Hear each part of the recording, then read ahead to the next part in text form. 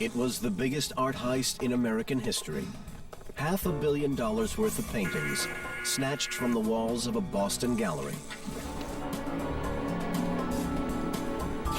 The haul included a rare Vermeer and paintings by Rembrandt and Degas. That was 16 years ago. Since then, teams of FBI agents have worked on the case. The robbery has entered the realms of criminal folklore, and as the police investigation has dragged on, there's been no shortage of rumors and theories about where the paintings are. The question is, who is telling the truth? And will the Boston masterpieces ever be found?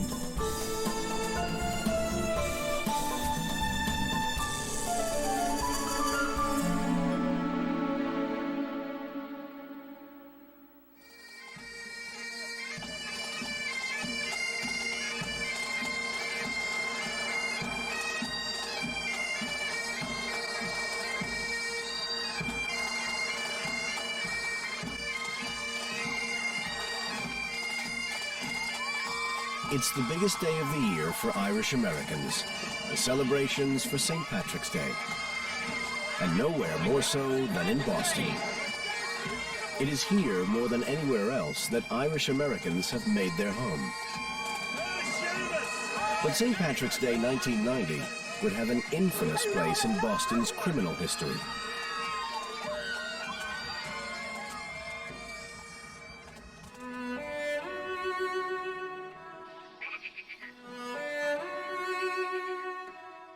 In a quiet part of the city lies the Isabella Stewart Gardner Museum, one of the most eccentric art galleries in America. The museum was built in the style of a Venetian villa to house the fabulous collection assembled by a flamboyant and wealthy socialite, Isabella Stewart. Isabella Stewart was one of those extraordinary Victorian women who, in her middle life, really discovered this great passion of hers in the arts. She was an extremely powerful woman in her own personality. Isabella Stewart became the center of an elite artistic circle.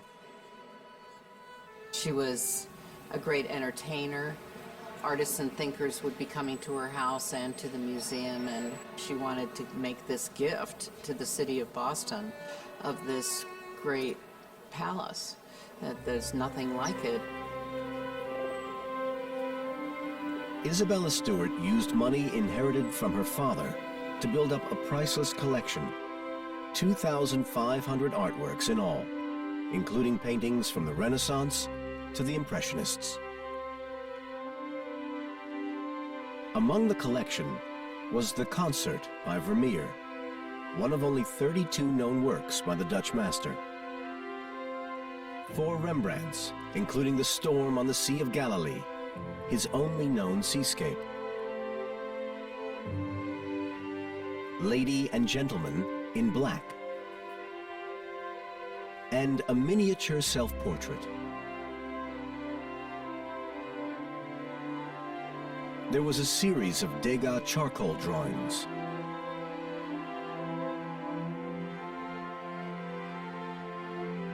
And a Manet called Chez Tortoni. These were the masterpieces that disappeared from the walls of the museum in the 1990 heist. The loss was irreplaceable. Before she died, Isabella Stewart stipulated in her will precisely how her collection was to be preserved after her death. Many philanthropists leave wills that define how they wish their gift to be treated. Hers is known for being especially kind of quirky. What her desire was to have her work of art, that is the museum and the collection that we're in today, to stay as it was as she created it. The collection is not to change.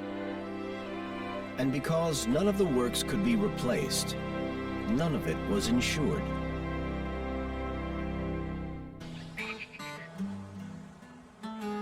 Now married, Isabella Stewart Gardner opened her museum to the public in 1903.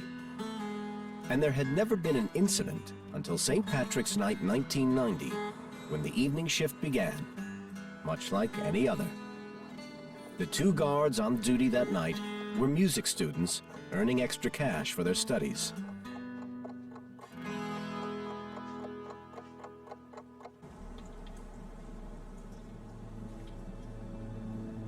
Shortly before 1 a.m. on March 18th, as the St. Patrick's Day celebrations were coming to an end, the boredom of the night shift was broken.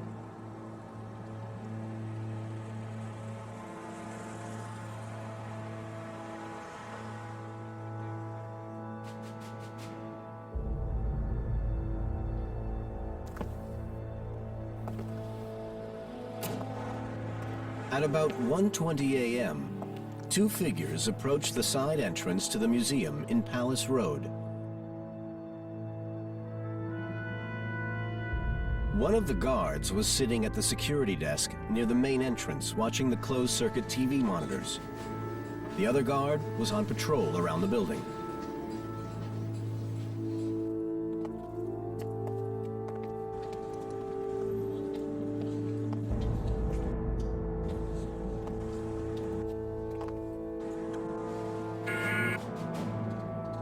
Two individuals knocked on the door of the Isabella Stewart Gardner Museum here in Boston, posing as Boston police officers.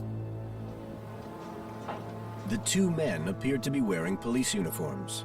The guard didn't spot the fake mustaches. They flashed what seemed to the guard inside like police badges. He spoke with them through the intercom. No one had ever been able to gain access by ringing the bell. But what the guards didn't know was what their protocol was if police officers made their way to the side door. They claimed that they were responding to a disturbance. The two men told the guard there had been an incident in the museum grounds that they needed to investigate. The museum has gardens in the back, and the men behind the desk thought that there may have been a disturbance. So he made the unfortunate judgment of buzzing the two men in.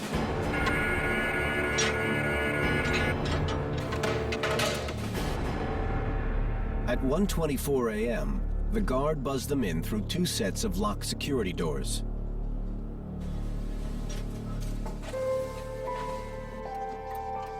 Once inside the building, the two supposed policemen ordered the guard at the desk to call the second guard back from his rounds.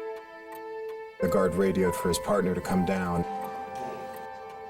Meanwhile, the thieves tricked the guard at the security desk away from the one alarm button that went straight to the local police station.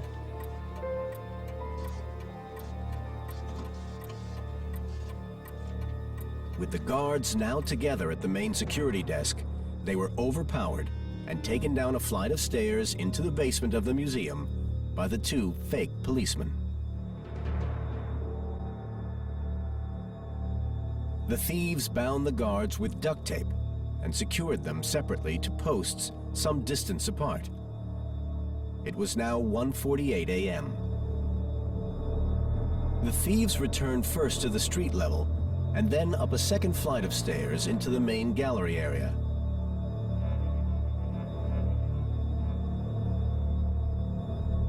They went first to the Dutch room at the top of the stairs, and then to the short gallery above the main entrance of the museum. Their movements appear to be very erratic. They spent a lot of time inside the Dutch room on the second floor, where the greatest art was hung on the walls, the Rembrandts and the Vermeer. But they didn't spend all their time there. They were dashing around to the other galleries on the second and first floor. They started in the Dutch room and then moved through the museum, the short gallery, the long gallery, and methodically picked off 11 paintings.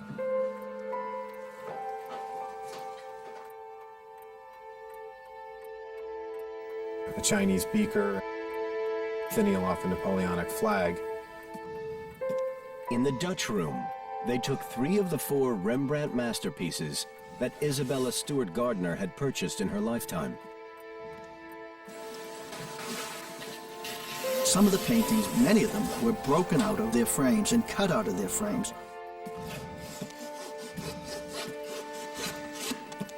The 3 Rembrandts they took were priceless.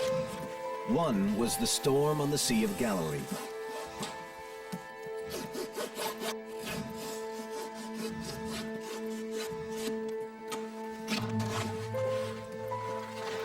They tried to remove the 4th, a large 1629 self-portrait, but had difficulty getting it out of the frame. Another painting ripped out of its frame was Vermeer's The Concert.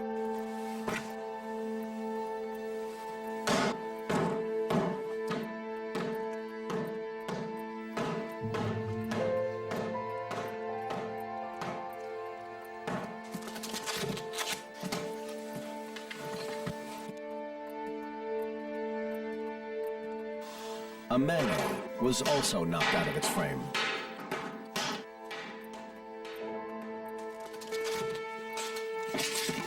You're talking about a 300 or 400-year-old painting that causes a tremendous amount of damage. It's damage that when these paintings are returned, and we certainly hope they will be returned, they can be repaired. This was not sophisticated art thieves. These were run-of-the-mill thieves who were taking advantage of a situation. And cutting the paintings out of the frame is something that you would see in the movies. They probably realized within 15 minutes that they had free access to the museum. They were in the museum for almost an hour and a half, so really time wasn't of the essence. They weren't racing through it so quickly that they had to cut it out.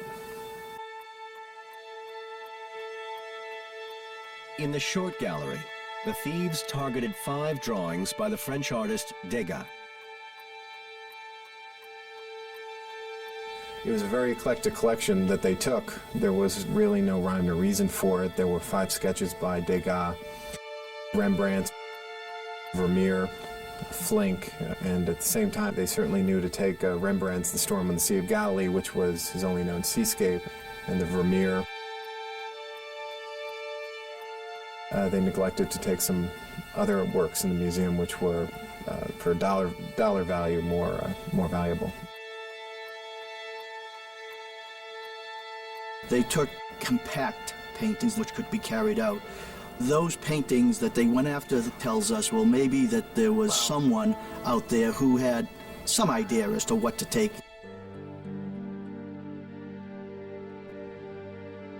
At 2:28 a.m., after nearly an hour of plundering, the thieves returned to the security desk on the ground floor with their booty.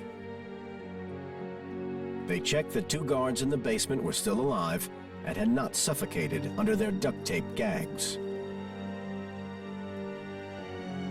When they left, somehow they realized, whether they had intelligence or not hasn't been determined, their movements had been seen at the front there, and they removed that tape from the video machine, and which was the only evidence that would show who it was that had been inside.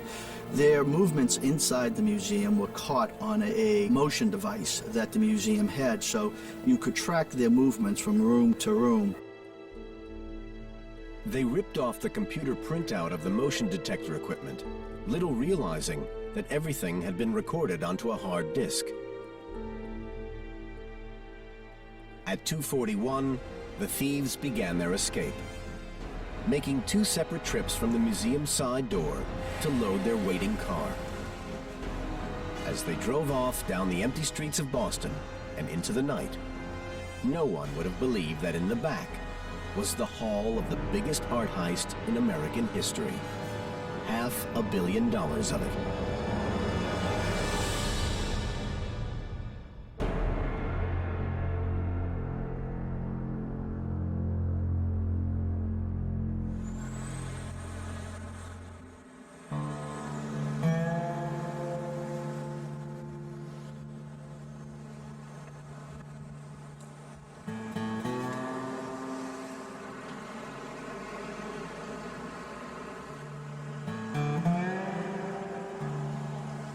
At 8 a.m. the following morning, the day shift of security guards started work at the Isabella Stewart Gardner Museum.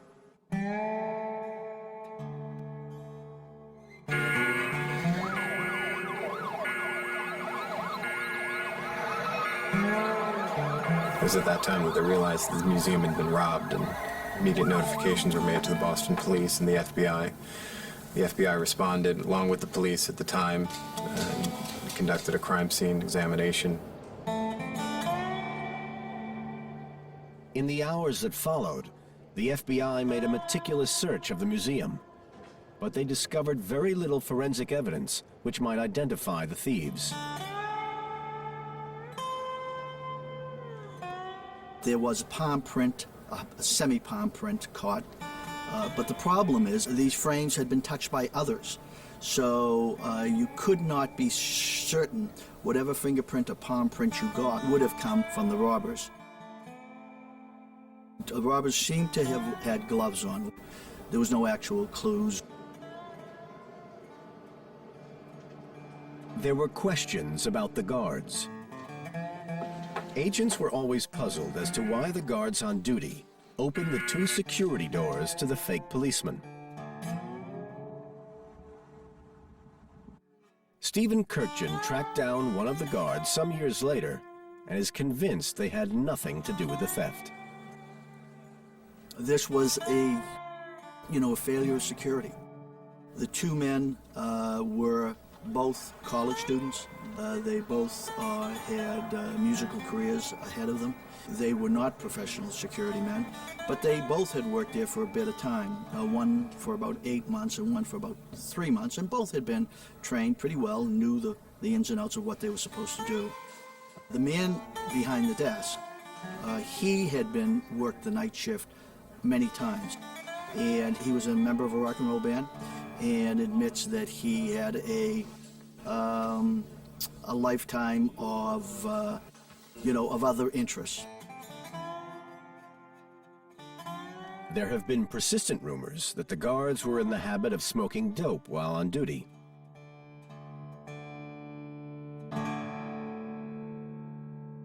He said he was on his toes, and he was wide awake, and he knew what he was doing that night, and he just made very, very unfortunate misjudgment.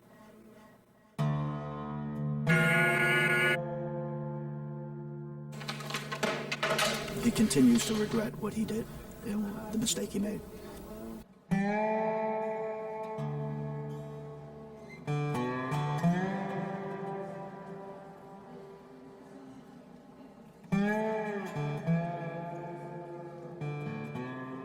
The art world was rocked by the ease with which the Boston heist had been executed. Not surprisingly, security at the museum faced immediate criticism. Charles Saba is an artist. He's also a New Jersey policeman with contacts in the art crime underworld. They had a terrible security team where they paid minimum wage these burnout musician guards who were just students and musicians who would smoke pot inside the place and look at Rembrandt. Guarding Rembrandt or being stoned looking at Rembrandt, there's 2 different things there.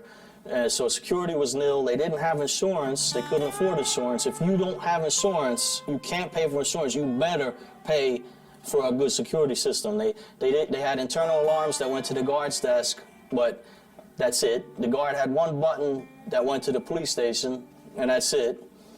It was a joke.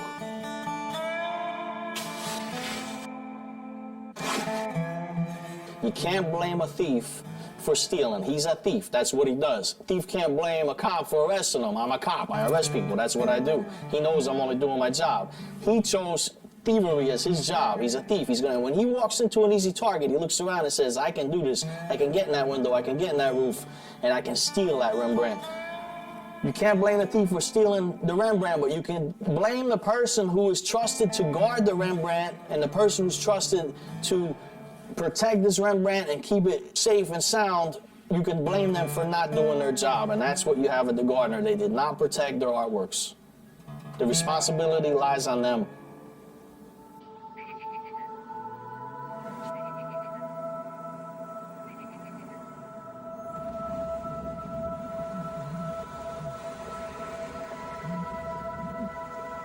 The FBI did have one lead.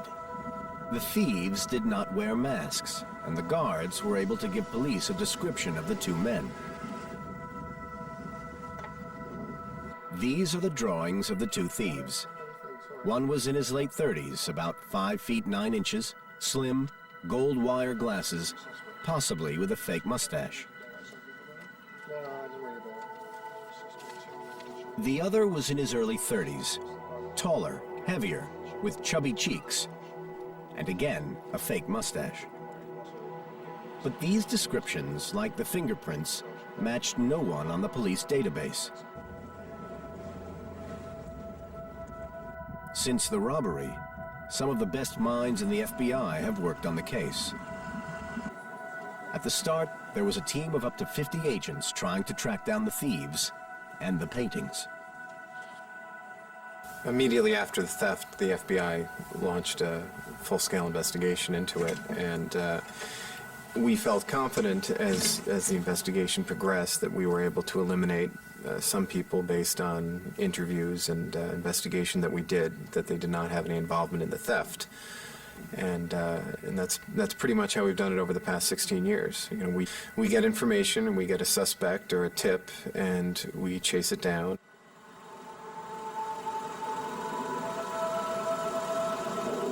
The museum initially put up a reward of $1 million for information that led to the return of the paintings. But that failed to produce any breakthrough in the investigation. The museum, meanwhile, just carried on as normal, except where there was once a priceless Rembrandt or Vermeer, there were now just empty frames.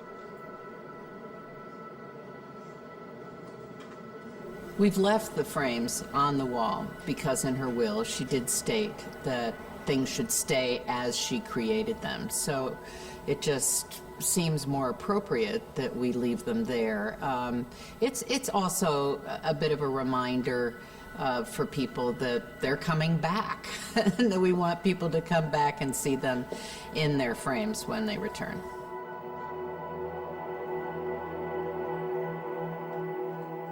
But if the robbery from the museum was the biggest art heist, not only in America, but in the history of art crime, soon it also became the most talked about. Who had done it? And how could a collection of priceless masterpieces simply vanish? The Boston robbery went down in folklore. The names of many convicted criminals were linked to it, among them William Youngworth III, art thief Miles Connor, and Irish mobster Joe Murray. But one name kept coming up, one of America's most notorious gangsters, James Whitey Bulger.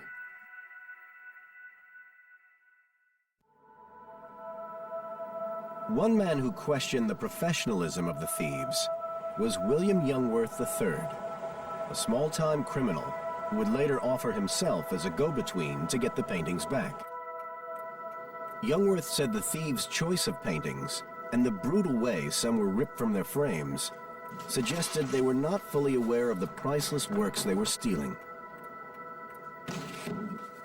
They had a floor plan to go by, and let's call it my assumption that they thought they were taking items that had significantly more value than what they took.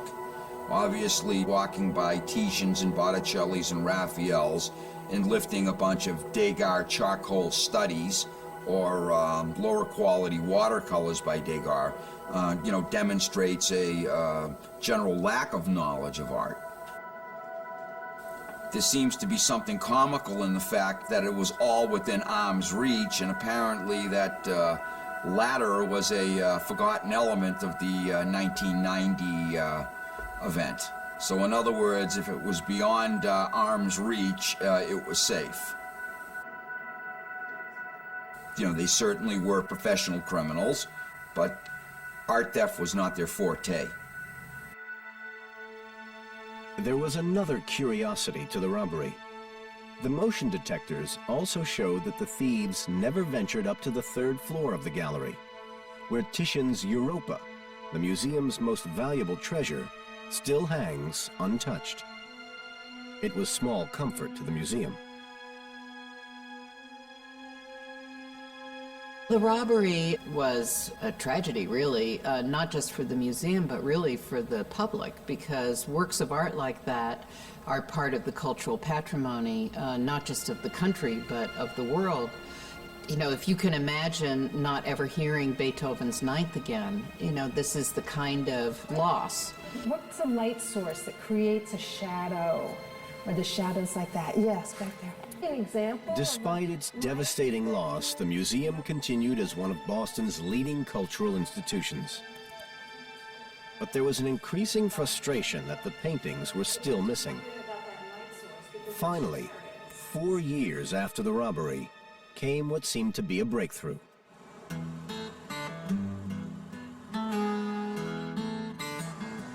In late April 1994, the museum received a letter from an anonymous writer offering a deal. The museum received a letter, typewritten letter sent from New York, that said that if the museum was willing to engage the letter writer, that he would be able to effect an exchange. What he was looking for was about $2 million, he said. But he wanted to make sure that the museum was interested, and he wanted to make sure, because this was still within the statute of limitations of 6 years, that neither he nor the people he represented were going to get arrested for the theft.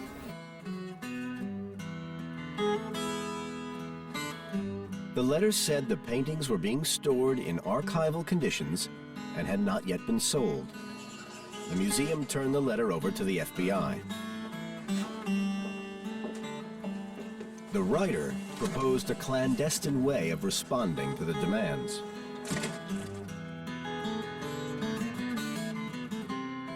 He asked for a sign, and the sign he asked for was that a letter 1 be placed in a Globe column in an upcoming Sunday edition.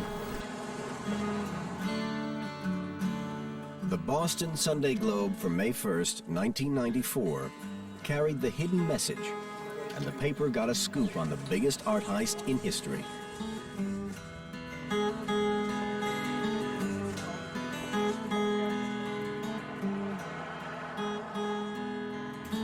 A week later, the museum received a second message.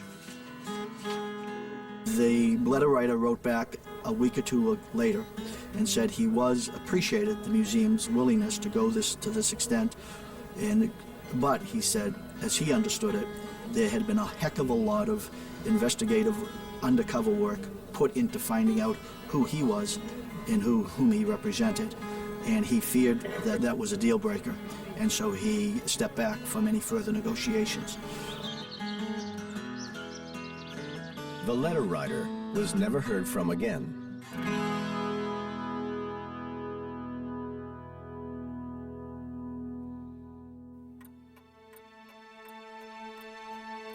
As the years passed, the FBI kept a team of investigators working on the Boston case in an effort to find the thieves and recover the art. The FBI has been working this case since day one. We have conducted hundreds and hundreds of interviews, and we have followed up on countless leads. And I've received information that the paintings never left Boston, and we've run down leads that the paintings have been sent abroad to Europe, Japan, across the country. We recently covered a lead out west where the Vermeer was supposedly being sold in an antique mall. And we had agents go there and take that painting only to find out that it was just a very good copy. You know, we continue to get leads on a regular basis, which is good. But despite this, the FBI were no nearer finding out who did it or where the paintings were. But a haul as big and prestigious as the Isabella Stewart Gardner Museum robbery has spawned its own industry of former policemen and former criminals who want the kudos and the cash that goes with returning the masterpieces to Boston. Foremost among those in the criminal world was William Youngworth III, a close associate of Miles Connor, a notorious art thief well known to the FBI. William Youngworth was an antique dealer. He was into rugs, the Persian rugs, Armenian stuff. Connors admits to having done over 30 art thefts. He has this huge criminal record. And he even sometimes was known to dress as a police officer to do robberies. He's a member of Mensa because he has a high intellect. But something inside that twisted, very intelligent mind, he can't look at that beautiful painting and not think, I can steal that, I want that.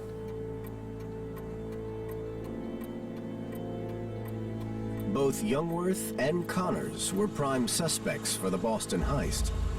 But there was a problem for the police. Both were in prison at the time of the robbery. That didn't stop the FBI from paying them a visit.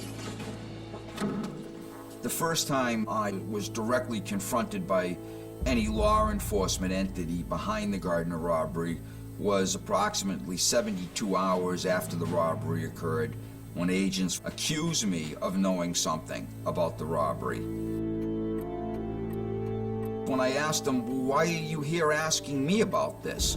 I mean, I'm sure you noticed those guard towers and the men with the guns and the razor wire and all the fences you had to pass through to come in here and accuse me of this.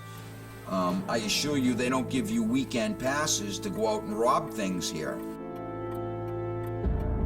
They found that a bit amusing. One of the agents said, hey, Bill, you know what? There's just not a lot of people that do this type of thing. It's a short list and you're on the top of it.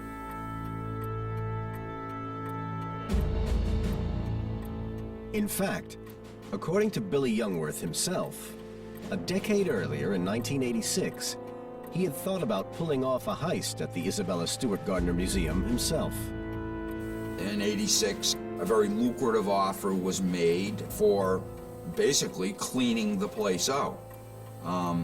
Had the '86 event happened, the damage to the collection would have been far more substantial. Everything of value would have went. Everything of value would have went. If you have the keys and the compliance staff and all night to work, why take one when you can take everything?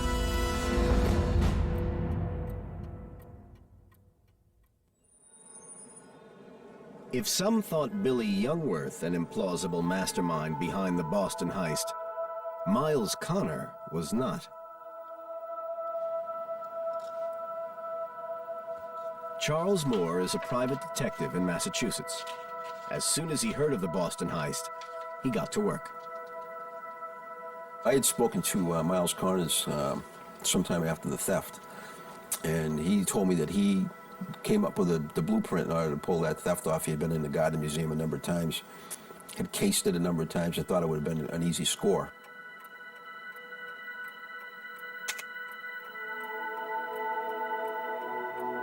He told me that he actually set that theft up himself, but wasn't around to carry it out.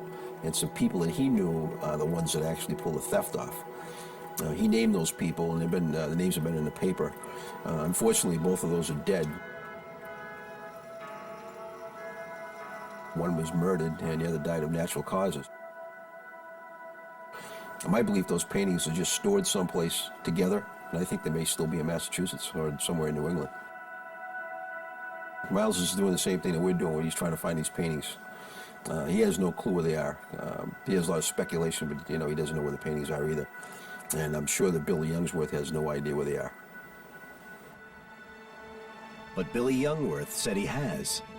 In the summer of 1997, with the reward now $5 million, he suddenly emerged into the limelight to claim he could get the paintings back. I stated very publicly I could facilitate and broker the return of this artwork. I was asking for a blanket amnesty that I couldn't be charged with any crimes connected to the Gardner. So I wanted a guarantee. They would just not give one. So we had to sort of figure out some middle ground to sort of force them into doing it with this public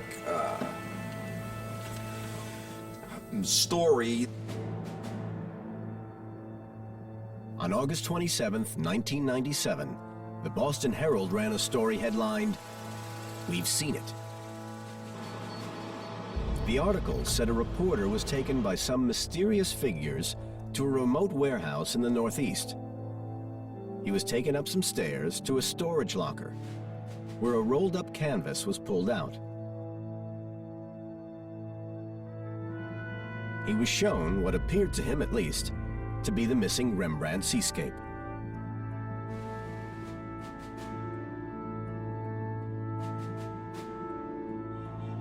Meanwhile, Billy Youngworth had gone to New York, where he says he met executives from the Isabella Stewart Gardner Museum, prepared to do a deal with him for the recovery of the paintings.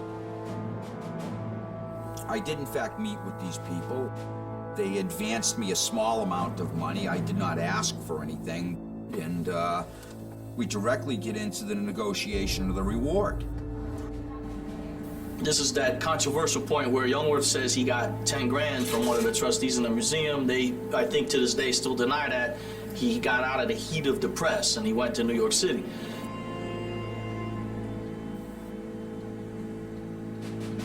Shortly afterward, an envelope arrived mysteriously from New York at the Boston Herald offices, containing paint chippings. At first, it was thought they were from a Rembrandt painting, but that idea was dismissed by experts. Someone else tested it and said it's missing a special varnish that Rembrandt used on his paintings during that time period, so it cannot be the Rembrandt. Con man, he's a con man. No deal. Rembrandt had a big workshop.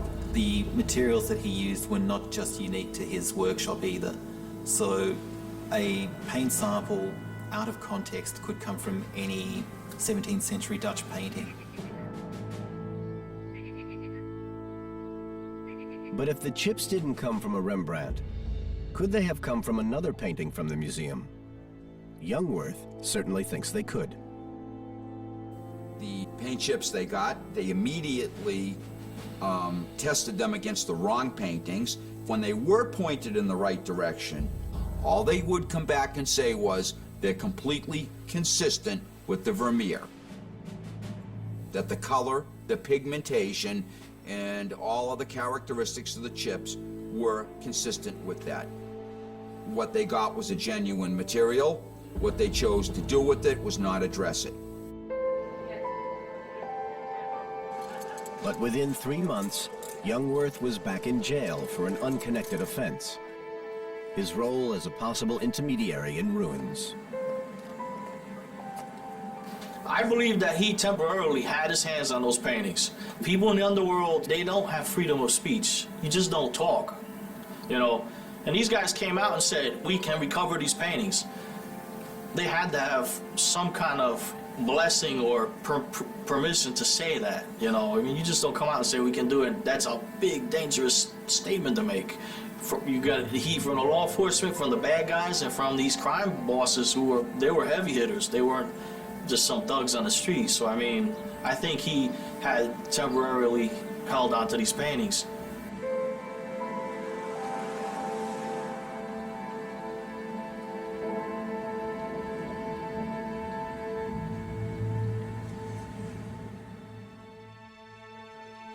With Youngworth behind bars, the FBI continued to draw a blank in their investigations. In the early 1990s, it was reported that an FBI agent flew to Japan after receiving information that the Rembrandt seascape had turned up in the private gallery of a wealthy artist with links to organized crime. Then there were more reports that FBI agents went to Paris after a tip-off that a French businessman had bought several of the missing Rembrandts. Again, the investigation got nowhere.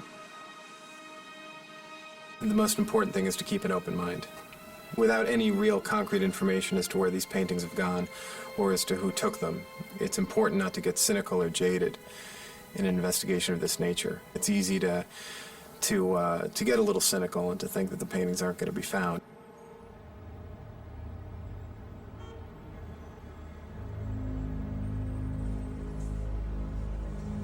But maybe the FBI were looking in the wrong place.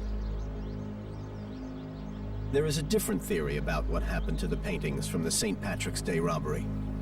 This one starts in Boston, but ends on the west coast of Ireland. via shady dealings in a Dublin hotel room.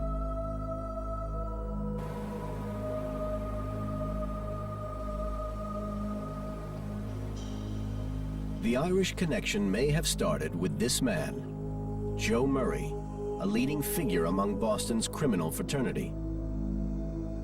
Murray had pleaded guilty in 1987 to smuggling guns for the IRA.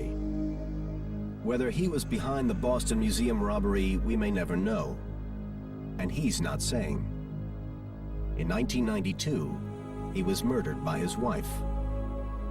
Some claim that the Boston gangster had been the first to get his hands on the paintings after the robbery. A contact was promptly made after the robbery. These people had some severe financial pressures, that they went to Joe Murray, and they put the paintings in Mr. Murray's possession in exchange for $300,000. And that's where they sat up until Mr. Murray's death. Others believe that even if Joe Murray had managed to get the paintings soon after the robbery, he would have been forced to hand them over to James Whitey Bulger. Whitey Bulger was the most notorious Boston Irish criminal. There were a number of others. Murray ran a gang, the Murray Hill gang, and it could well be that he was the organizer of the robbery of the Gardner Museum. But that once it happened, I mean, you know, within a short time, Bulger then would have exerted his influence over Murray and become involved. For years, Bulger was the head of the Irish Mafia in Boston. Not surprisingly, he ended up on the FBI's most wanted list. The Gardner art went from the original thieves into the hands of Whitey Bulger, who was actually lord and master of Boston for about 30 years. Well, obviously we want an update, we want to know where we stand now, but I don't think it's something that really we should be actually talking on the phone about. Paul Turbo Hendry was a career criminal dealing in art and antiques. For years, he's been on the trail of the booty from the Isabella Stewart Gardner Museum. He's convinced that Whitey Bulger is the key to solving the Boston heist. When Whitey Bulger obtained possession of the Gardner art, he then sent some of it to Ireland. The paintings arrived between 1990 and 1995. Whitey Bulger made his way to Ireland on a false passport. He was actually staying with the leader of an Irish Republican paramilitary group other than the IRA, not the IRA. And he gave the Gardner paintings to this gentleman to hold for safekeeping. They're kept relatively safe at the moment, but they're in the hands of people you'd be very reluctant or loath to approach. And, I mean, they are paramilitaries, obviously. So Bulger was now in hiding in Ireland, hoping that if he was ever caught, possession of the paintings might give him some leverage with the authorities. But Bulger's past was catching up with him. He soon became a liability to the Irish Republicans who were protecting him. Unfortunately, in 1995, when Whitey Bulger was indicted on 19 murders, his presence in Ireland was felt to be detrimental to the Irish Republican cause. Sinn Féin and the IRA demanded that Whitey Bulger leave Ireland immediately, which he did do. He left behind the paintings. Since then, no one knows precisely where Bulger went. The last evidence of his trail was, in fact, in a Barclays bank in Piccadilly Circus. He's reputed to have been both here in London and also posing as a retired doctor in the west of Ireland with a particular family.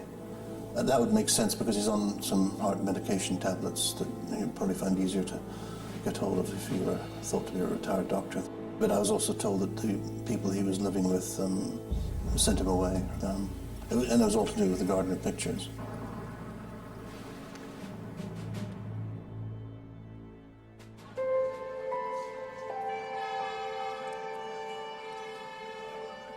But in 2002, there was a dramatic breakthrough in the search for the paintings. Another former member of Britain's Art and Antique Squad had joined the hunt. Once again, the trail led back to Ireland. I think there's a good feeling now for, shall we say, who controls the paintings today. Mystery, I think, now is really exactly where the paintings are, whether they're still together. Certainly there's a good indication as to where some of the paintings could be. Dick Ellis's involvement, along with Paul Hendry, led to a sighting in Dublin of perhaps the most valuable painting from the museum robbery, the Vermeer. In the summer of 2002, Dick Ellis and I attended the American Embassy in Grosvenor Square, London, where we met up with an FBI agent. I said to him that the best way that he could have a viewing of the Vermeer would be to contact an informant who goes by the name of Colin. The mysterious informant, known only as Colin, would act as a go-between, setting up a meeting between the FBI and a member of the gang now suspected of holding the paintings in Ireland. The FBI agent travelled to Dublin, met Colin, the informant, in a hotel room. Dick Ellis chooses his words carefully to describe what apparently took place in the Dublin hotel. But he's convinced that the FBI agent saw the real thing, and that Ireland is the key to finding the stolen art. The Vermeer was seen in Dublin.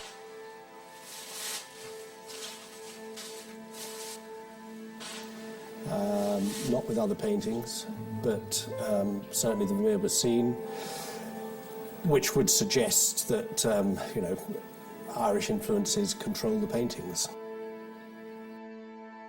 The circumstances of the sighting of the Vermeer in 2002 are still a mystery, and only really the FBI agent and Colin the informant know them. It may have been impossible for the FBI agent to have recovered it. There may have been guns used, but I am certain that if procedures had been followed, the Vermeer could and should have been recovered. Any suggestion that they could have been recovered at that point, I think probably are exaggerated. They were not in a position to run any sort of operation in Ireland to recover them, and frankly, by the time they were, the opportunity had gone.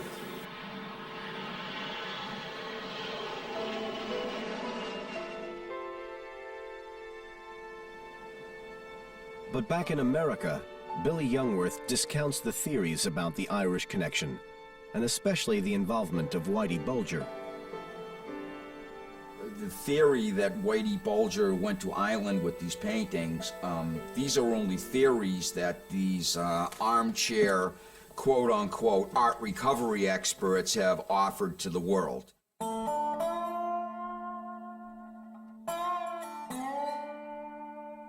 And as a matter of fact, as to one certain representation made about a certain painting being seen in Ireland, I know that's just not possible. That's just impossible. That could no way bear any resemblance to the truth. And I am positive of that.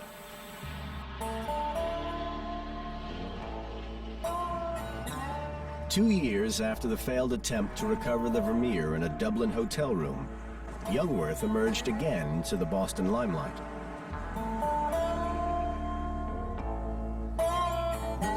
By 2004, Youngworth still claimed he could do a deal, provided the issue of immunity from prosecution was settled. If you're asking me publicly on the record if I had committed a crime and I was in possession of some stolen property, I'm going to tell you, of course I wasn't. But I will tell you on the same token that when I said I could have facilitated and brokered the return of the art, that I could have. And I had absolutely nothing to gain, by saying I could if I couldn't. But there was another problem for Jungwirth. Could the museum ever come up with the $5 million reward money?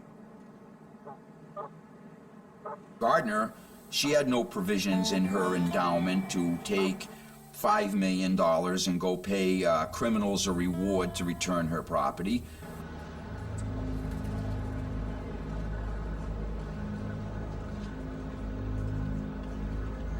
Meanwhile, in England, Paul Turbo Hendry believes he is on the brink of putting together an elaborate deal involving Irish paramilitaries, Irish-American politicians, the Irish government, Sinn Féin, and a clan in Limerick in the west of Ireland. I believe that with a political will, there is a real opportunity to finally put this to bed. The Sinn Féin can use their Irish Republican Bank to pay the clan in Limerick. This will allow the Gardner paintings in Ireland to surface via a confessional box because of the symbolism of absolution. Senator Edward Kennedy, Peter King and George Mitchell will lobby on behalf of Sinn Féin to allow Sinn Féin to be able to fundraise in the United States of America again. The Irish government allowing certain Irish Republican paramilitaries to be released who still languish in Portlaoise jail. Also, the paintings still being held around the Boston area can be allowed to surface. It means that the Isabella Stewart Gardner Museum doesn't have to go out and raise the $5 million reward, and no reward money is paid directly to those who may have been involved in the theft or the subsequent handling of the Gardner art. Initially, when I came up with this analysis and this plan, people laughed at me, but then people laughed at Einstein, people laughed at the Wright brothers, and they laughed at me, but they're not laughing anymore because this is not only plausible, this is the only effective way to see the return of the Gardner art to the Isabella Stewart Gardner Museum in Boston without financially rewarding those responsible. It may seem bizarre, but it's perhaps no less implausible than any other theory that surfaced over the years since the Isabella Stewart Gardner Museum was raided. Certainly, the FBI appear no closer to finding out who did it. I mean, you're talking about one of the most costly investigations in the history of the FBI. And, you know, what do they have to show for it so far? 16 years later, here we all are, still pointing fingers at each other. Not surprisingly, the FBI now seem less interested in catching the thieves than in recovering the paintings. Our primary focus is to get the paintings back. This whole theft is played out like a Hollywood movie, and so certainly to make it a good movie, we want to have a happy ending. This is not Ocean's 11.